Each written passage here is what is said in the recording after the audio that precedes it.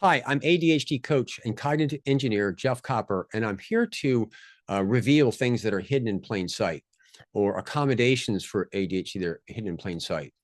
ADHD, like it or not, is an executive function and impairment. Executive functions are a collection of mind tools that you use to solve problems. So a lot of times people say there's a focus issue, and it looks like it, but really what it is, it's an emotional escape from the discomfort of trying to solve a problem. Anyway, what I'm here to say is that have you ever had somebody in your life, or maybe you've got ADHD and somebody asks you a question and all of a sudden you go into story, maybe a long story.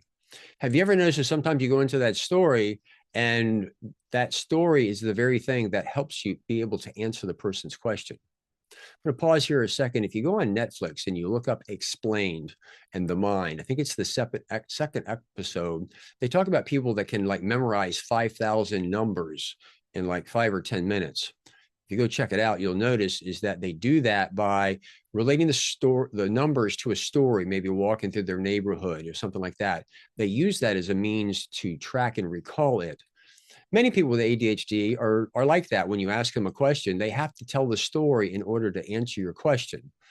Sometimes people are asked them, don't do that, or you talk too much. And I would argue that cognitively, you're constraining them even more because you're asking them to come up with an answer that they can't get to. Their natural way of doing it is actually telling a story. So what do? Well, if you can identify with this, then we've revealed an accommodation that's hidden in plain sight. The story is what helps you do that. And so what you do is when they ask you a question, say, excuse me a second, the way I remember things is tell a story, right? You can say, you okay if I tell the story? If they say yes, good to go. If they say no, then say, well, I probably can't answer your question. It kind of is what it is.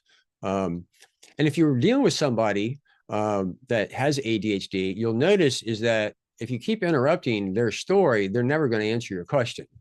So again, this is one of those subtle things that are hidden in plain sight that most people don't realize. This stuff is kind of being unearthed by cognitive ergonomics from the inside out, a new ADHD intervention that I put together.